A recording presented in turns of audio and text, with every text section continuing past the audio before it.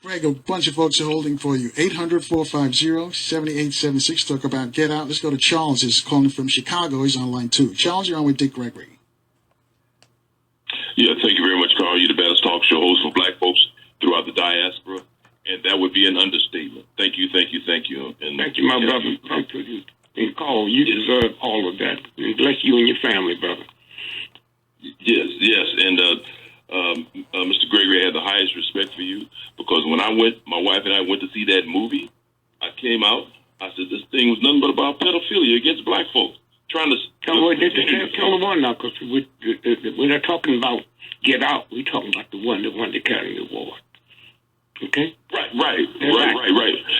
Moonlight. Well, now, and the picture they used was that little black child. Remember? That's all you saw on the advertising.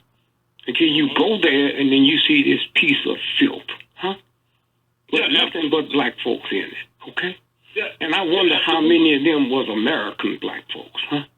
The ones that somebody said, why don't we hire black folks here? Well, all of them are like you, brother. All of them are like you, Sam Jackson. And I wondered why it was at that level.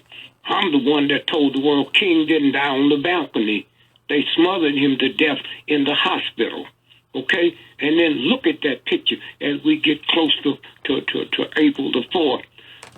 Ask yourself a question. King laying on the balcony, how come one of them black folks didn't stoop down? Huh? Why? How'd they know it wasn't going to be a second bullet, or did they know? Okay? And so, again, let me just shut up and listen to what you said about the movie. The movie was great, but it wasn't the typical movie of snatching bodies. All the drive-by shoots, all that crap going on in Chicago is about that. I'm a father. Somebody come home and said 2 of my sons were shot down on the corner coming back from the movie, and we call it a drive-by. Well, what kind of Negroes is that? Will drive-by, shoot innocent black, but don't shoot the women, because men's organs sell 1,000 times more as black women, okay? Well, y'all can talk all that shit you want and talk all that stuff you want, but you don't have facts. I don't have no problem with it, but you don't have the facts. And so until, like I said, me and Carl been talking about stuff for 20 years. I never talked about it on the radio, because if you can't prove it by black or white folks, you ain't going to believe it.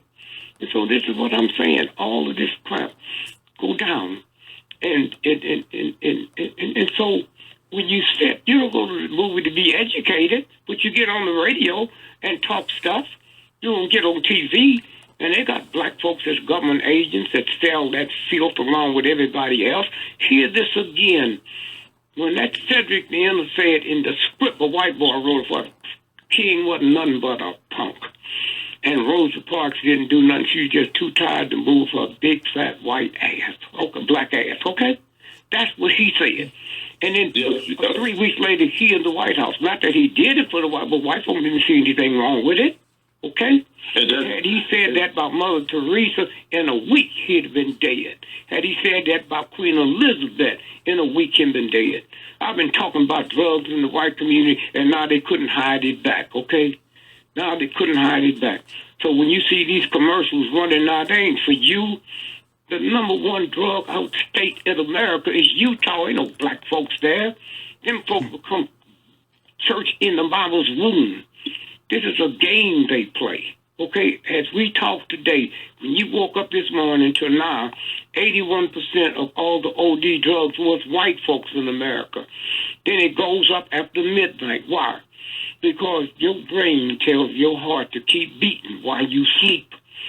The drug they put out here now in the white community shuts that part of your brain down.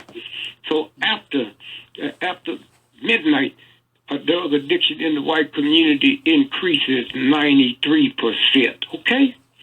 But you can go look at it all you want. The people that know what's going on, they're not worried about what you're saying. Right. Yes. What's your question for Greg, Charles? Well, okay, yeah. Thank you, Carl. My question is,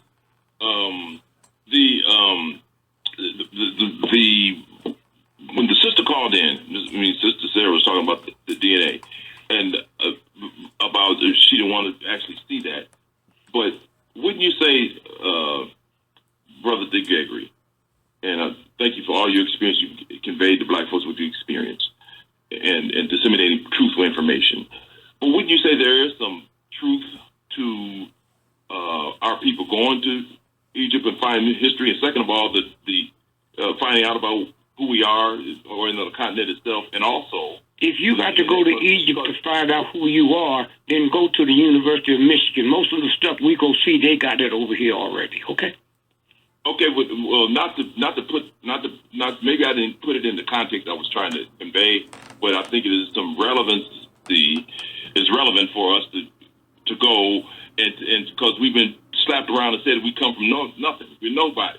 That's what I'm trying to convey. Well, how can you believe you come from nobody when we sit up in our churches and talk about God made us? All the stuff like that but a conflict. Okay? I'm saying not, and that's what I told you. Y'all listen. Go, not while the show's on, go look in the mirror, and that thing you call your nose is the pyramid. There's something wrong with it when you think them crackers over there made it, and the same God that made the moon, the sun, and the star made your nose. Okay? That's all I'm saying. That's all. Yeah, I say that because I know my mother. My mother told me Santa Claus was a white boy and she was buying the toys. Huh? That's my mother. That's the piece of craziness that raised me, okay? My mother told me that. My mother was the first one that said, "Monkey, you better get out of here." I look at the zoo. I don't look like a monkey. I ain't got hair all over my body. My legs is long. Monkey's legs is short. That's what I'm talking about. Not to prove nothing on this show, okay? You said I'm upset when they advertise something on radio and TV and say, "Well, Google this." My grandmother can't Google, okay? They sit and tell me, "You want to?" This is black folks say, "You want to hide something from a black? Put it under the book. Do the research." And for the last 120 years, black folks spend a bigger portion of their salary than white folks do, okay? But we talking about, and you black folks out there listening, you know, back in those days, black folks had every encyclopedia that came out. The white man would come and celebrate. They would pay for it over the course of the year. And then you will let some cracker tell you that you don't spend nothing for reading. Well, where our PhDs come? Where Carl Nelson and them come from? They just learn how to read. Where Kathy Hughes come from? They just learn how to read. Huh? That's what I'm saying. And I know because I grew up with it. Huh? By the time I found out that Washington and Jefferson owned slaves, they told me the good stuff. I didn't know they was pimp dogs. Anytime let's just give me a chance to ask the question, Greg. Charles, your question again. Thank you. Thank you, Carl. My question is, a lot of people put down DNA, and like Walter Williams came on the stage and said he believed DNA was a hoax, and I was in Chicago, and I talked to Umar Johnson in a forum, and he said that he didn't believe in DNA himself. That is Dr. Umar Johnson. But how can people say that, Dick Gregory, when the Central Park Five in New York City was found to be not guilty due to DNA? And as countless of other brothers and sisters have came out of prison and went into prison due to the DNA analysis. Sure. Molecular biologists. Do you agree with me on that? I'm not to believe you. You don't need me to validate nothing. You already been validated by white folks on that. A black person wasn't the first one that said the DNA. It was the white folks that said that in New York. And Trump was one of them. Okay? Mm-hmm. That's what I'm saying. Okay. That was all the question I had, that it is a valid science. That's all I'm saying. And all right. A lot of others. Thanks, Charles. We're going to keep moving because we're racing the clock here, and Greg's got to go, and Dr. Winbush is going to be here. 800-450-7876. Charles Benjamin, I'm sorry, is calling us on line 5 from Los Angeles. Benjamin, bless you, Benjamin. You and the family. Thank you. Yes, thank you so much to you, Gregory and Carl Nelson. I have not seen the movie, but I can say that everything that's made in the movie industry is used as a construct against us in what is called social science. Yeah, so what's your question? My question is, do you think that's the case? Not just us, poor white folks, Indians, everybody. In the old days, at the early beginning of the football, the biggest football crowd was Dallas Cowboys and the the D.C. Indians, cowboy Indians. How many people don't see that, huh? When you look at King Kong ain't about no gorilla. It's about Jack Johnson, the greatest heavyweight fighter in the history of the planet, him and the white woman. That's why the movie stars out in New York. New York, they ain't got no trees, they ain't got no bananas. Madison Square Garden, the boxing capital of the world, is there. They put a lot of stuff together and you don't know it because it's coded. White folks don't even know it. And that's what I'm saying. You don't go to the movie to find out what day your child was born. That's for entertainment, and it reaches from the highest to the lowest. Okay, the black folk now couldn't read or write, huh? Well, Greg, you go to the movies. Mark from Anaheim, the same thing. I was telling folks, you guys look for things special. We don't know what to look for. Darren as well, because you guys are researchers. We go to the movies basically just for entertainment or for escapism. So what do you look for when you go to a movie? I just go in there when I read the papers. I spend $1,000 a week for newspapers. Ain't none of it no good. I look for the crack in the fabric, okay? And then from that, I call my people in, huh? When a Malaysian Airlines, I'm gonna teach you. If this white boy told you it disappeared, I'm gonna waste my time teaching you. I don't get on this show. I give information. I don't care if you pick it up or not. And then 20 years later, when they tell you about Ferguson, 5 years later, they tell you about that was a white boy. That been knowing that. Oh, I call most of the researchers around the world. And I said, man, I have no doubt that hidden colors happen. But I can't find nobody in the world that know they was making it, huh? How you going to make something this good and this belief and nobody know it was being made? What's that about? Have no doubt that they did that and other people did that. Okay? Why now? What's that about? So that's what I'm looking for, the crack in the fabric. And what make this show so good, you can't find a crack in the fabric. His genius is not the information he gives you, it's how he find these people. That white folks hide them, don't even let you know they exist. How do they find them? Okay, that's what I'm saying. And so when you stop and think about the information, if you didn't listen to nothing else, but listen to this show and then have people let you know, look it up. It's all there. And then you find things and then your life changes. Everything changes. Kathy Hughes, she don't get the credit she get, but who cares? You know, she don't have to be validated. That's what I'm saying. Carl don't have to be validated. I knew him before he came this way. That same brilliant mind. Okay? Thank you. Benjamin's out there in L.A. as well. Benjamin, you have a follow-up question, or is that it? Yes. Everyone do their research that their thing about DNA is scary to them because people would know. Hold that thought right there, Benjamin, because we got to take a break here. We're running late, and I'll let you finish your thought on the other side. And also, Dr. Winbush is going to join us right here on 8. Well, thanks for staying with us, folks. Our guest is Dick Gregory. Momentarily, we're going to be speaking with Morgan State University professor Ray Winbush. We'll be talking about basically the same thing, the movie Get Out. I hope you've seen that movie, and then you can comment on some of the things that was in that movie. As I mentioned, people like Dick Gregory, they look at it differently, as well as Mark from Anaheim. They research, and Dan Muhammad, and these guys are researchers, so they see it differently from how we see it.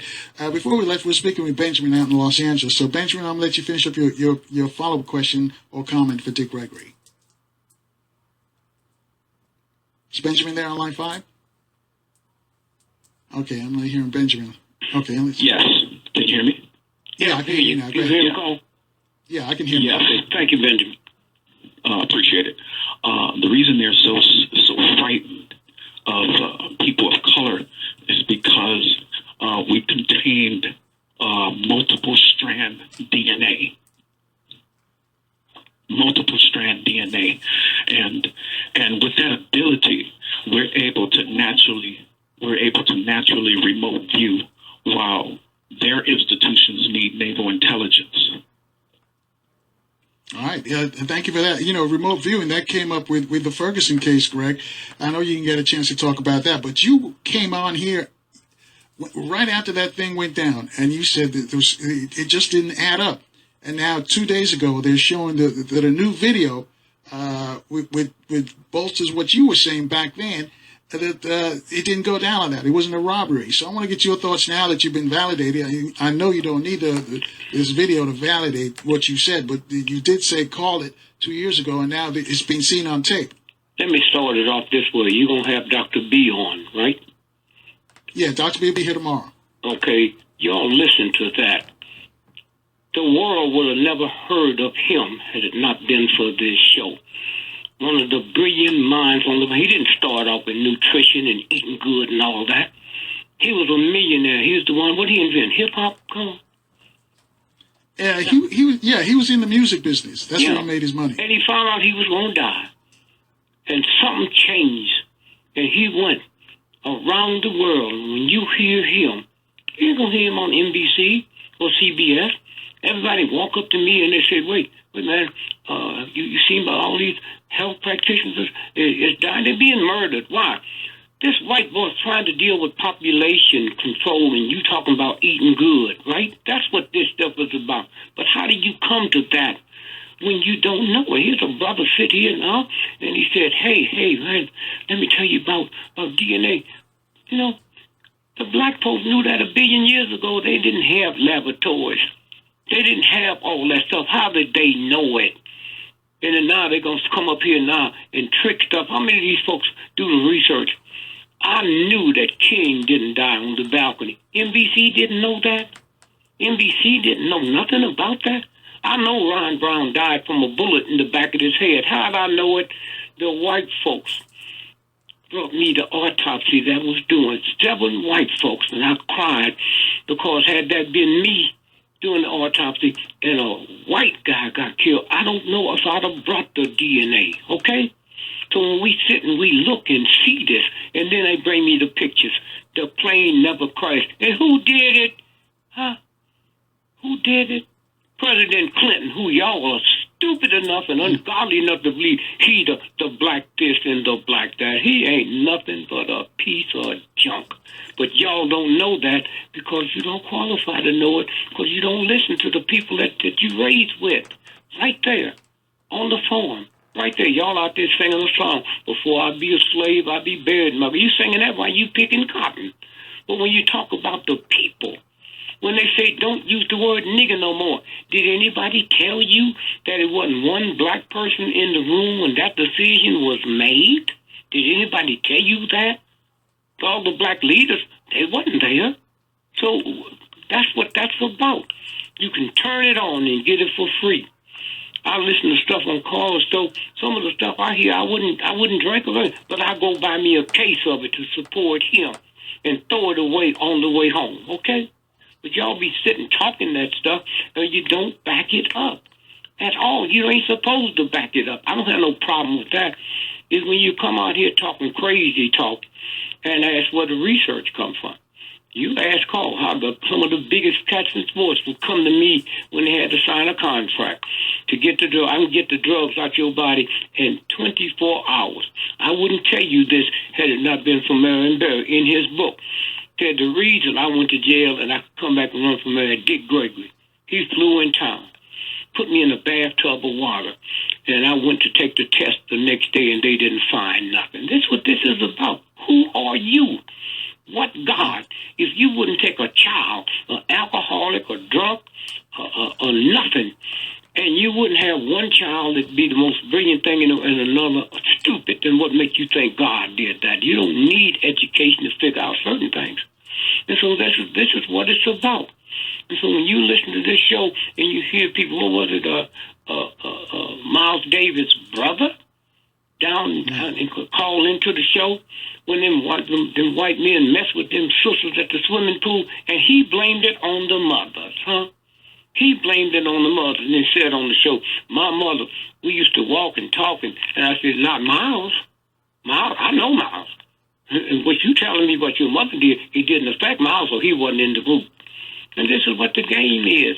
You let anybody on the show, and that's your right to listen to what makes it easy with you. If that's the what you pick it. But it ain't going to be right, and it ain't going to be right because so-and-so said it, and you dealing with top minds of the best schools in the world. And they write theology books, people come there, and most of that stuff's a lie. They don't know it. Most of it's a lie. They Greg, changed it. we know you have to run, and we got Dr. Winbush. And Tell so I'm Winbush glad I that you're said going to hello, be. brother. Yeah, I know you're going to be in Baltimore because you've got so much information that we didn't get a touch on today. You're going to be at Metropolitan United Methodist Church, 7 o'clock Saturday. It starts at 7, as I mentioned, the gates open at 6. That's Metropolitan United Methodist Church in Baltimore. So, folks, if you get a chance, go up there and see Dick Gregory, because a lot of stuff that we want to talk about, we can't because we were out of time. And even if we did have the time, we couldn't talk about it on the radio. So he'll be talking about it in the flesh if you go see him on Saturday up in Beemore. Greg, thanks again Thank for you, joining brother. us. And tell the family and everybody hello. And bless you and the show.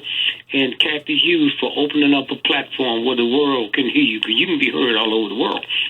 Thank you, All right. Thanks, Greg. Love you. All right. 800-450-7876. Let's bring in Professor Ray Winbush. Dr. Winbush, welcome to WOL Radio. Hey, Carl, how you doing? It's good, always good to hear Brother Dick. It's always good to hear him. He's got so much information, it's just coming out of his fingertips. You can mention a name to Dick Gregory, whether it be Marlon Brando, Marvin Gaye, you just think of anybody. He's got a story to tell. I think it's got so much information. That's why I'm glad he's going to be up in Baltimore this weekend. If you call in, we'll give you more information about that. But we were talking about the movie Get Out. And, we start off by talking about Sam Jackson, because, Sam came out and was critical of the fact that they used a black Brit in the starring role. And he even stretched it a little bit and said that in Selma, because they used a black Brit for Martin King and Coretta Scott King. And some of our callers think they didn't really nail the performances. There's some nuances that the Brits couldn't really capture that African Americans have and can display. I want to get your thoughts on that. Well, I love Sam Jackson to death. In this, and you might also add to that list in Moonlighting, the mother was played by a black Brit, and that's been common in the past few years. Look, the experience of black Brits, black Brazilians, black Americans, black Canadians is, like John Henry Clark said, it just depends upon where they dropped us off on the boat. The experience of all Africans are the same. I think that Sam, I don't want to say he got it wrong, but I think that he has to look at the fact that the black acting in Britain is very limited. I mean, you talk about a racist motion picture industry. You ought to go to London and see what you can and cannot see. I think that we've got to start looking at each other, and I think Sam does that in general as African people all over the place. Sure, the black British experience is somewhat different, but I read an interview, the brother that starred in Get Out responded to Sam by saying his experiences, he talked about the Brixton riot and other things that happened there just a few years ago. It's very much the same. And so, while I would have liked to have seen a black American actor, I think a good actor, you forget about their background if they're black, regardless of where they are from. So I didn't have any problems with that. I really did. I didn't have a problem with it, too. I'll be honest with you. I think, we talk about Dr. Frances Cress Welsing, because one of the things she says, we have to be careful when they start using us to fight against each other. Exactly. That's the system of white supremacy, and I'm trying to get my audience to understand that. I don't have a beef if you're a black Christian, a black Muslim, you're a Hebrew Israelite, you're a Moor, you're from Chicago, you're a Washingtonian. All of that doesn't matter. If you're a black gay, the thing is, we've got to separate all those political differences, and we've got to come together, because the oppressors come together on us all the time, and they count on the fact that we're going to be so divided. And I'll share this with you, because I know you know Dr. Welton well as well. I was talking about the black upper class, the overachievers, and I was saying that they need really to do more for the rest of us. They can do more, especially where in our audience in Prince George's County, where most of the black upper echelon live. And she pulled me to the side and says, you know what? That's when you start. You get caught up in the system of racism and white supremacy. That's when you start doing the oppressors' work, tearing down each other. And that's what I thought about when I heard that Sam Jackson went after this brother who was a Brit, and he's black, because that's what the oppressor does. And I'm trying to get our folks to understand that way. If you're doing the work the oppressor wants, then you're caught up in the matrix. I want to get your You thoughts may on as well that. do this exact thing. I think that in the film Get Out, that silver spoon is more symbolic. I mean, she was hypnotized. She hypnotized the brother with a silver spoon. And many of us, as you mentioned, I don't want to say everybody in PG County, but the black middle, upper class oftentimes is seduced by that silver spoon. Right. Hold that thought right there, because I want you to dig a little deeper on that as well for our audience. We've got to take a quick break. We've got to check the traffic and weather in the DMV. Some schools, many public charter schools, that will be being closed tomorrow. But let's get an update on the traffic and the weather right here on AM 1450, also FM 95.9. Winbush is actually working on a book about Dr. Wilson, and she's going to actually celebrate her a birthday, if you will, or a born day coming up this weekend. And I know there's going to be some events. But Dr. Winbush, again, the concept of racism, white supremacy, and doing the work of the oppressor for them. And you were telling us about PG County, and so I'm going to let you finish that thought. Well, I think, I guess anyone who hasn't seen the film, there's going to be some spoilers, I guess, during this discussion. But, Dr. Wells taught us to deconstruct the use of symbols. It's rare that, the white supremacist ever, comes right out and says, this is a symbol of white supremacy. What I'm about to tell you is about white supremacy, and we're going to try to get you to believe it. And see, what Get Out does is Jordan Peele brilliantly, scatters these symbols throughout the film. So the white woman, his girlfriend's mother, hypnotizes him with a silver spoon, going around in a cup. She accidentally actually hypnotizes the black maid by clinking it once, and that's when she spills the iced tea. I think sometimes the black bourgeoisie, and as I think the other guy who wrote the book about our kind of people say, is that we get hypnotized by the silver spoon. That somehow we've transcended race because we got the nice car, the home in the suburbs, the six-figure income. But that's a form of hypnosis or can be a form of hypnosis in the system of white supremacy. And I think what Jordan Peele was pointing out in the film is how be aware of that. Stay woke. And ultimately, in some cases, to get out. All right. You know what? Before I take some call for you, people beeping me want to know where Dick Gregory is going to be on Saturday. I didn't give out the phone number. It's going to be at Metropolitan United Methodist Church. That's 1121 West Landvale Street. I hope I'm pronouncing that correctly. That's in Baltimore, of course. 410-303-4120. That's 410-303-4120. It's going to be there Saturday, starting at 7 o'clock. 800-450-7876. Gene's calling us. Gene's in the district. She's on line 1. Gene, you're on with Dr. Winbush. Hello, Carl and Dr. Winbush. I did go to see the movie, Get Out. I saw it advertised on TV, so that sparked me to go see it. I was suspicious when the animal was hit and the police came up. Yeah. That's when I said, okay, something getting ready to go down. Then for sure, when they went in the house, I knew that they were about to take him over. I knew that. Yeah. Because I read some stuff about black men missing, a whole lot of them missing right now, and some women too, and that the body parts have been being used. Yeah. And then when I saw how strange the lady and the man was in the house, I just knew something was getting ready to go down. I didn't know that they were going to do him like that, but thank God he was able to come out of it. Now, Well, Gene, let me interrupt you and ask you this: how soon did you figure it out that it was about body parts? When I figured that out.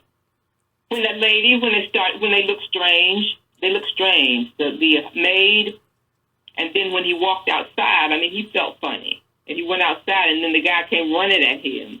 I knew it was something. I knew something had happened to them that was about to happen to him.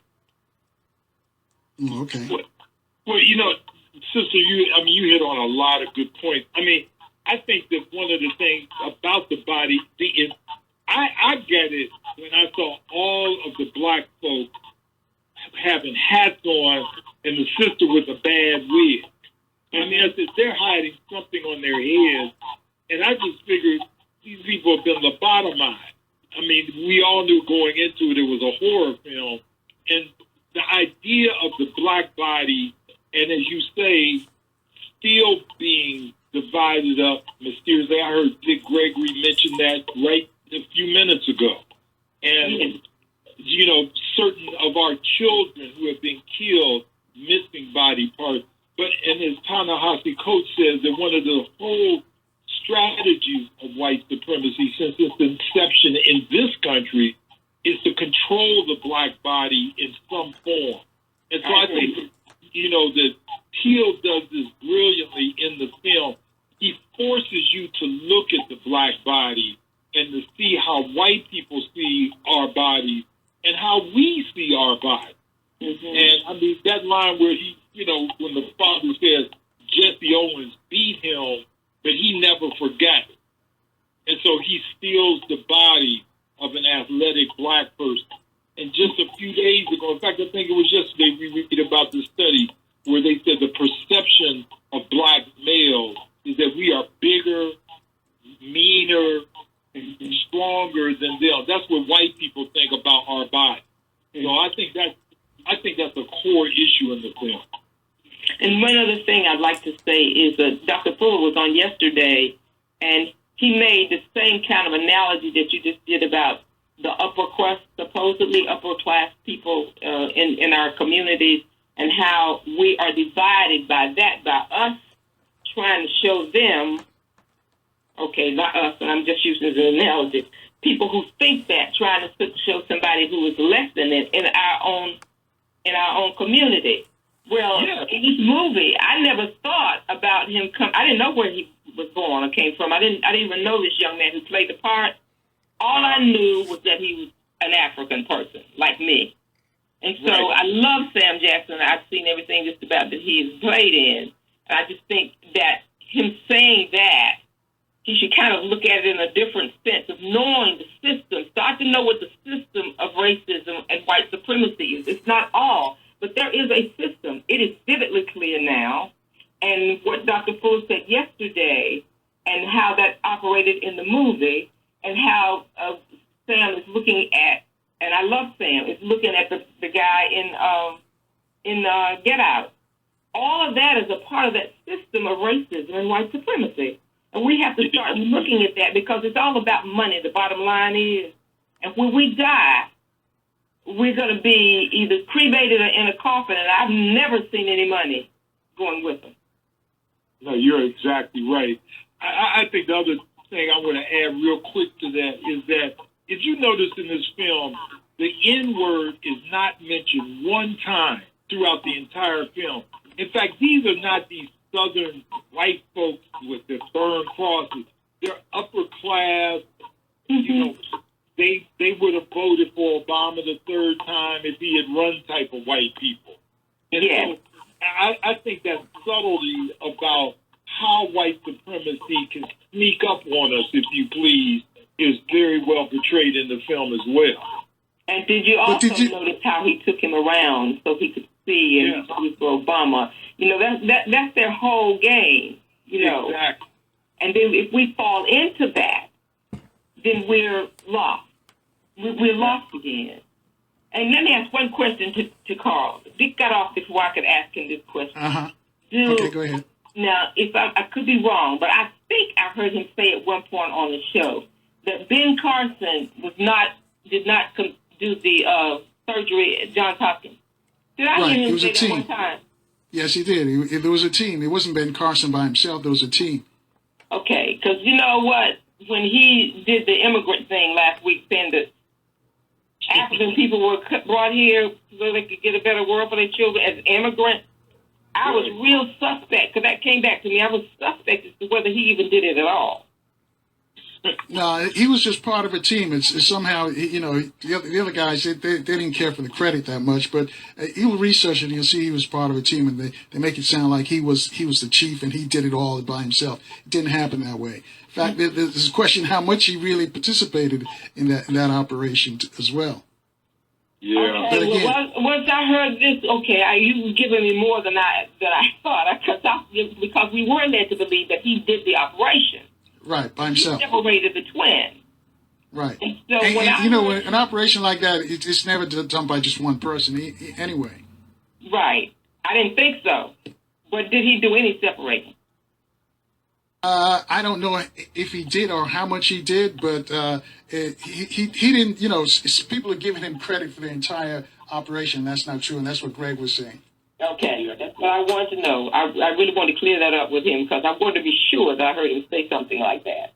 Yeah. All right. Thank you so much. I appreciate you. All right, Doc. Back to this is what you mentioned about Ben Carson. How did you process what he said? Was it ignorance, or was he just talking out of the tree, or did he misspeak, or did he know better, or was he trying to impress his friends up there at the White House? Well, I think that, Carson kind of epitomizes the super slave that is powerful and feels that what he says primarily must please white people before us. White people want to hear that we were immigrants and not enslaved. They want to hear that we all somehow came here the way the Irish and the Jewish person or the Italian came to the United States. We did. So I think that, he's kind of like the lobotomized people in Get Out, and lobotomized in the sense that his black self has been replaced by a white brain, and he thinks that way. Why it happened, I don't know. I had a tremendous, in fact, if I had polled your audience 5 years ago, most of us would have had an incredibly, beautiful opinion of Ben Carson.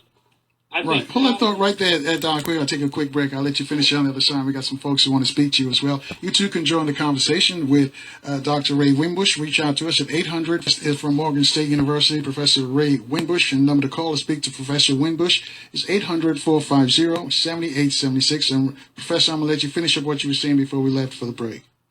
Yeah, very quickly. I think that we see, I always tell people they should take movies of black people rather than snapshots.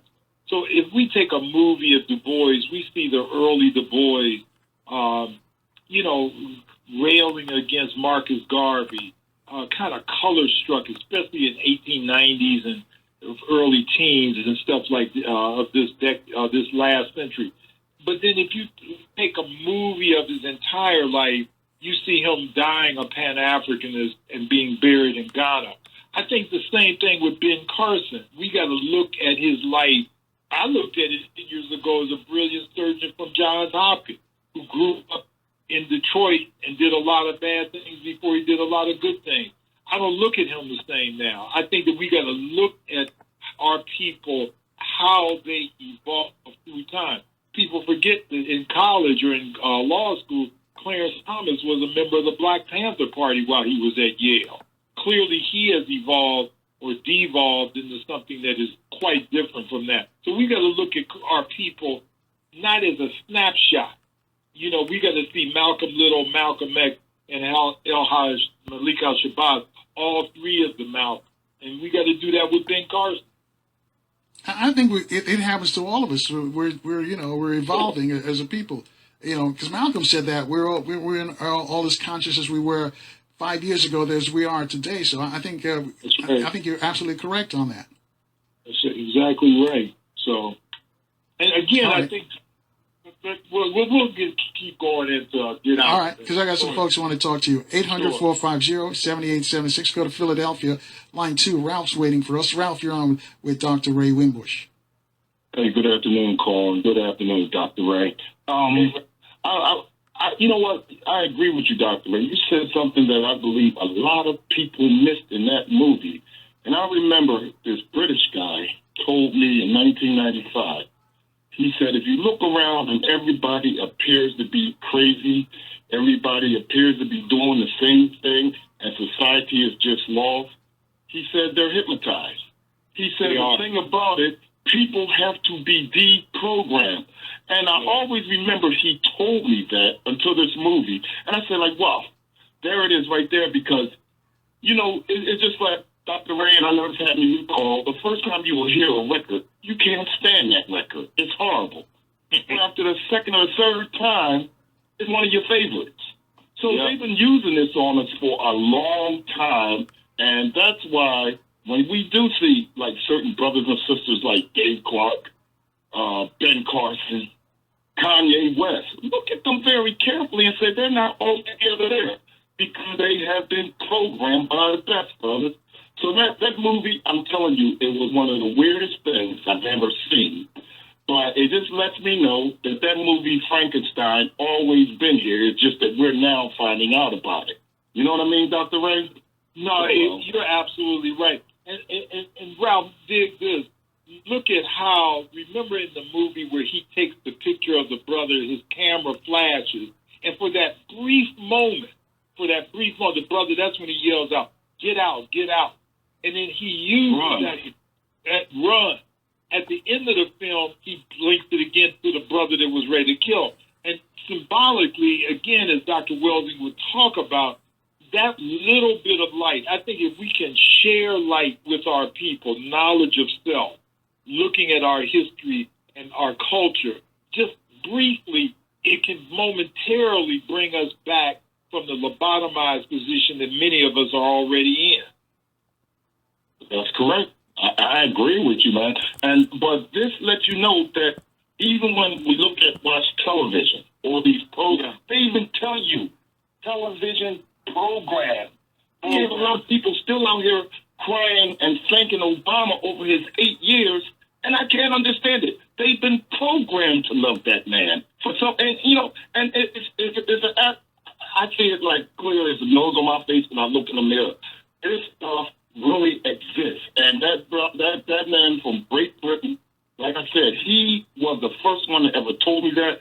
I always take a closer look at things now, because if I don't like something at first, I'm not going to force myself to like it. If I don't believe something at first, I'm not going to force myself to believe it, because that's when you give that hypnosis some power. So I thought it was an excellent movie. It was weird. It talked about that northern racism, where they were they actually was trying to make the man feel welcome, but at the same time wanting what he had and the other black people. So it was just a strange movie, but I'm enjoying the conversation. But that is one point we need to really look at: the programming and the hypnosis. And call if you know any hypnotists out there, please do, because this is what our people are suffering under. And I was going to, Ralph, I thank you for saying that. I was going to say, we are the most programmed people on the planet. Exactly. Let's be real. We seems to, we blame it on the middle passage, and then blame it on all kinds of our history, and we program. These folks know all about us. You watch television and daytime television where they think that most of us don't have jobs, so they predominate programs and see inappropriate behavior by some of our people. That's the reason why. Figure out that most of us are home watching these shows. And Carl, they know how to push our buttons. They know how to push our buttons like that silver spoon. We always look at that silver spoon as the carrot dangling in our faces. We desire that silver spoon. We want to be like them. So we've been programmed We're under the illusion of inclusion, and many of us buy into that and think we're different from the rest of us, and think we just have a little tan. But and they wonder why can't you be like us? And here we go again, Dr. Winbush, help me out, because I don't want to be bashing the bourgeoisie. But many of them feel that they made it, and they wonder what's happened to the rest of us. Why couldn't you make it? Well, but see, that's what they want us to believe, and that's what Ben Carson wanted us to believe last week when he referred to us as immigrants. Voluntarily we came to the country. I think the black upper middle class, we're we call them bougie, whatever what is it? Nathan here called them the Black Anglo-Saxons. I think this idea of arriving somehow, is something that we think that once we get there, somehow we've transcended racism. We see it in a lot of our very wealthy black folks. Not all of them, but many of them. And so, the film itself, shows on the flip side of that, just because you are still in a white supremacist environment, you can't escape it, regardless of what your social status is. You still black. And sometimes I think, as a friend of mine always said, we confuse class with caste. Many of us are middle class, but our caste in this society is still of black people, and we get all the rights and privileges thereof from white people. I think that scene where he goes to, after she hypnotizes him and he goes into that place, they call it the sunken place. I mean, right. He's helpless. But then he comes out of it and he thinks he's okay. And I think that sometimes we have to check in with ourselves. We have to interrogate what is said about us as well as what we say about ourselves along the way in the system of white supremacy. And the reason is because many of us are still in that sunken place. Sure. That's what it is. We are. And Carl, you know how he got out of that sunken place? He plugged his ears up. With time. Yeah. So, I'll end with that. Thanks a lot, Carl. All right, thanks, Ralph. Thanks a lot, Dr. Winbush. Yeah, thank you. 800-450-7876. TJ's calling us. He's on line 3. He's in Miami. TJ, you're on with Dr. Winbush. Yes, sir. Good evening, everybody. I have a question for you. Who's the director of the movie? Jordan Peele. I have not seen him. White guy, black guy? He's black. Oh, he's black guy? Now, and what we're doing right now is a good thing because we're giving him free advertising, but we also making money for all the theaters, too. Because they're saving millions and millions of dollars because everybody's talking about the movie. I have not seen the movie, but what I'm saying, when we do this, what we're doing, we still keeping ourselves down because the white man owns the movie theaters. They own everything. We just give them free advertising. So we go around in circles. You understand? We don't own anything. We don't own movie theaters. We don't own nothing.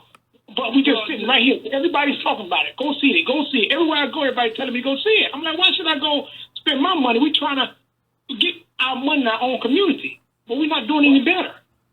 But I think you illustrate the point. I mean, we're speaking English right now, and we know that this is not our native tongue if we go back far enough. I think, as Mr. Fuller always says, we live in a compensatory manner in the system of white supremacy. It's how much we are compensating that is what we need to judge by. So you're right. We're making the theaters rich. We're also making them feel a little bit more, richer in order to hopefully make some more films like this about race. So I think that we have to understand how we are compensating in the system of white supremacy. And when we do it too much, as far as I'm concerned, like a Ben Carson, we've done damage to our community. You're right, but the thing about it, what Ben Carson said, Obama said it too. And I'm not against Obama, and I'm not with Carson, but Obama said the exact same thing. Google it. He said it. Yeah. But that's besides the point. The point I'm trying to make is that we are making these people rich. Like right now, we're talking about this movie. And that's good we're doing it for the brother. I'm with that 100%. We're making these people rich. They're sitting there laughing because they don't have to advertise this, and we doing it ourselves. Everywhere I go, all black people talking about it. Oh, go see the movie. Go see the movie. In the AMC, they loving it. And we should mind. Right. Hang on a second, TJ. We got TJ. Hang on a second, if you can. We got to take a quick break here. We got to check the traffic and weather for our friends in the DMV. 400-450-7876 to speak to Dr. Winbush. And TJ, I thank you for your contribution for your call. But before we take another call for you, Dr. Winbush, a tweeter wanted to know about the cereal and the white milk as separated and the song they played. What was the significance of that? Well, it's interesting. When I eat my cereal, I put soy milk or almond milk onto the cereal. And interesting, she was eating Fruit Loops, which is all different kind of colors. And she separated. and it's against the backdrop of the men that she had seduced into coming into her compound, as well as she was looking for the next one, who I believe was an athlete. So the separation says, look, I'm keeping my white self separated from these so-called people of color, specifically black folks and stuff. So, it's so many symbols in the film. Notice when the brother goes into the box in her closet, the box is red, just as all of the people in that auction that Chris, the brother, didn't know it was an auction. All of those people had some clothing that was red on them. Ties, shirts, blouses, pants, whatever. But Chris only had a blue on. And so there's a lot of symbolism in there. The Fruit Loops, I think, just shows that many of the people of color are just simply unaware. I mean, Fruit Loops, even the name itself, has always been kind of a joke among cereals. And she keeps it separate. She doesn't pour the milk onto the Fruit Loops. She drinks the milk by itself, and again, lets the Fruit Loops kind of snacking on them while she's doing her stuff. And in the background, forget the name of what's the name of that song that they're playing in the background? I forget. But it's symbolic. The words themselves are very symbolic while she's doing that. Yeah, I've got the song myself. Maybe somebody else who saw it will remind us. 800-450-7876. Let's go to line 4 down in Virginia. Miss Louise is waiting for us. Miss Louise, you're on with Dr. Winbush. Yes, good afternoon to both of you, especially to Mr. Nelson there. Dr. Winbush, I believe it is. Am I correct? Okay, I would like to. I did not see the movie, but I did read something about I think the producer or the person that wrote the movie. Yeah. That he was married to a white lady. Am I correct? He is, and his mother is white. Okay. You know what? When I read that, and I want to state this quickly because I want to get to Samuel Jackson, but when I read that, I said, well, maybe he's trying to tell us something that he learned through their culture. We never know why he wrote this in the manner that he did, because it appears to me, just a little tad bit that I read in the trailer that I saw. My nephew played it online for me. I said, they pick up a whole lot from our culture, and we pick up a lot from theirs about the way that they think about us, because if you're sleeping with the enemy, you're going to hear something from the enemy in the wee hours of the night. Now, right. And when I think of Samuel Jackson and his comments, the night of the Oscars, when Moonlight won, Samuel Jackson cried. He had, because the camera only showed it for a flicker of a second or two, but he had tears in his eyes. And I was trying to figure out, was that the emotions of a black male seeing that a picture about homosexuality and the finding of black identity was elevated over a positive black male role. I would, and Mr. Nelson, I can't dictate who you should have on as your guest, but I would love to hear from Mr. Jackson or the community to try to really get his deep inner feelings. And the last thing that I want to say, and I would like for you to comment on this, Dr. Winbush. I hope I get your name correctly. I don't want to mispronounce it. But when we talk about the missing, the hundreds of black people that are missing, think about all the technology that we have that surround us. Because everything that we have dictates our location. I tell my family, my nephews, my grands, and my family, when they go out, I say, do not turn your iPhone on location, or do not call me from a certain area, because everything in our homes give location, and by the fact that they give location, they know when you are by yourself and at what point and where. And this could be why they target, why they market all of this technology to us, even in our homes with with the security systems, they know exactly. They don't wait till a burglar come to turn it on. They know exactly what you're doing, when, how, and where. Because all you have to do is make the analogy of back in the day and now. Back in the day, we weren't missing.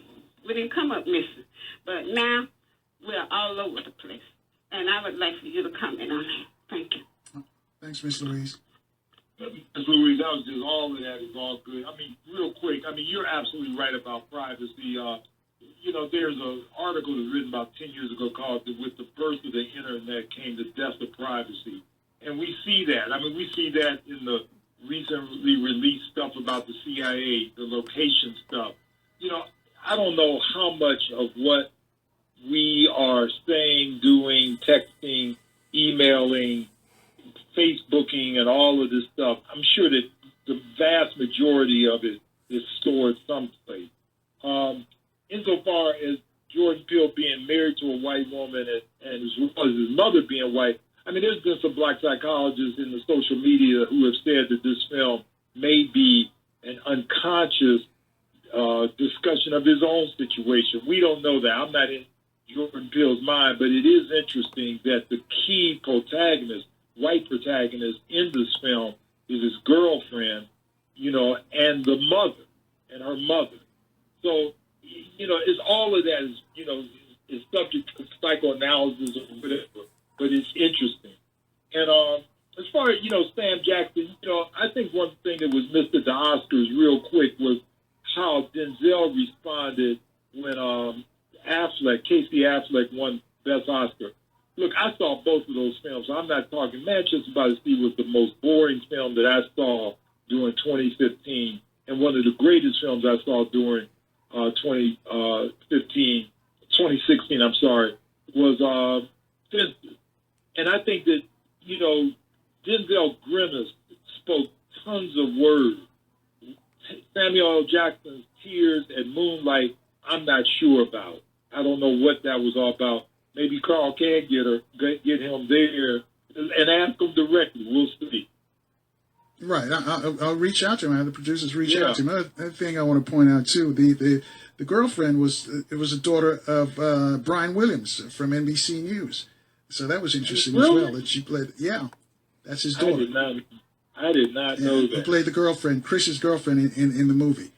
800-450-7876 to speak to Dr. Winbush. Let's go to line 2. Homer is calling us. Homer's in Atlanta. Homer, you're on with Dr. Winbush. Hey, Dr. Winbush. How you doing, Carl? Hey, man. Hey, enjoying the conversation. One of the things that when you, I think the previous caller had mentioned about the hypnosis. What I found that also hypnotizes black men is what we call trap music. If you actually really pay attention to what is classified as trap music, right?